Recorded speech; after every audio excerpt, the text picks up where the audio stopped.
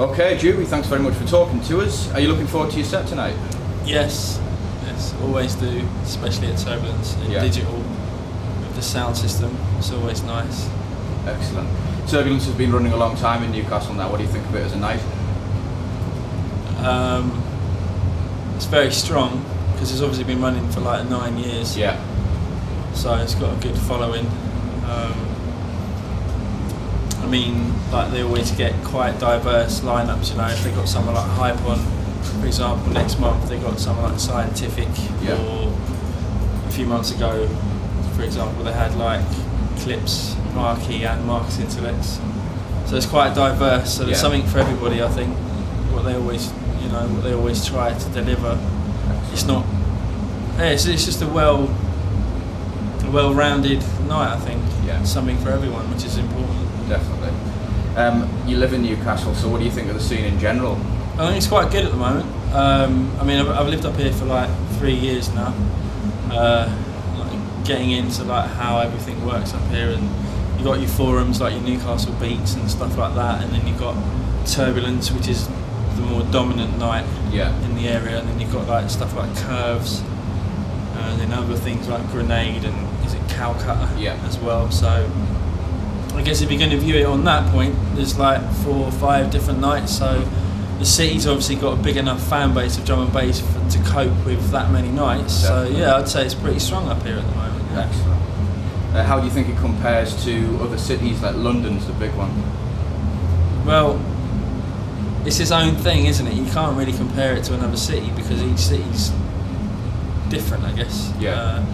Goes without saying. I mean, but I think Newcastle, obviously from living in London and experiencing drum and basses like down there, coming here and seeing what it's like here, I had like mixed views on what I thought it would be like up here, and it's actually, I just presumed it would be, I don't want to say what I thought it would be because I'd probably like hang myself out to dry with my opinions, but I was quite surprised at like how open-minded a lot of the people are up here.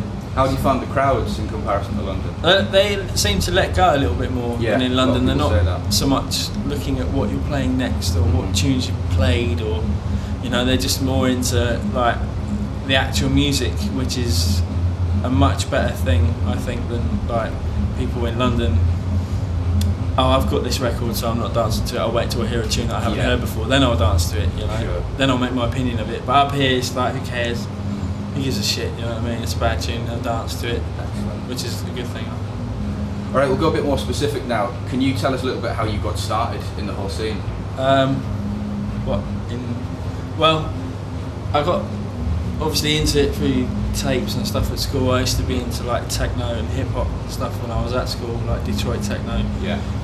Because at the time when I got into dance music, I was in like a little village on the south coast, and I was quite fortunate to be surrounded by guys that were into really good like techno and like acid house and stuff like that. And like my friend's brother had some decks, and we used to wait for his brother to go out, and then we'd go into his room and have a mix and just make a horrible noise. Think we were bad, do you know what I mean? But yeah, that's how I got into it, through school, mixtapes, people around us passing out tapes and stuff. Yeah. Being able to go to house parties and have a go on the decks and get into music in general, because there was a point where I was at college and I'd make a tape to go to college, and I'd start off with hip hop, and then for like the course of a 60-minute tape I'd listen to on my Sony Walkman, I'd start off with hip hop, then it'd be like hardcore, like jungle techno, acid house, Detroit techno, and then back into hip hop or whatever, do you know what I mean? So that's pretty much the exposure I had to all kinds of dance music, and well, not even dance music, but just good music. So what about with drum and bass? What was your first kind of, for want of a better word, break to get into the scene? Well, I wouldn't really say I had a specific break, but I moved to Essex, and I met up with SP. Yeah. We worked together quite a lot when we met. We were quite young. Just kind of like finding our feet and stuff. I used to work at a record shop called Basement Records in Essex, and we got loads of like gigs in warehouses and skate parks and stuff, like illegal raves and stuff, and he used to come down and MC for me and stuff like that. And then I moved to London, and I met someone that I used to go to college with back in the South Coast, and he knew someone who knew someone, so we got a radio show, and then through that I met another friend, and then me and SP used to do mix CDs all the time. One of them found their way to GQ, who rang us up one day, invited us down to his office. We had a meeting with him, and he was saying, I'm going to start a monthly night at the MC Recordings monthly sessions at Dingwalls, we want to be residents.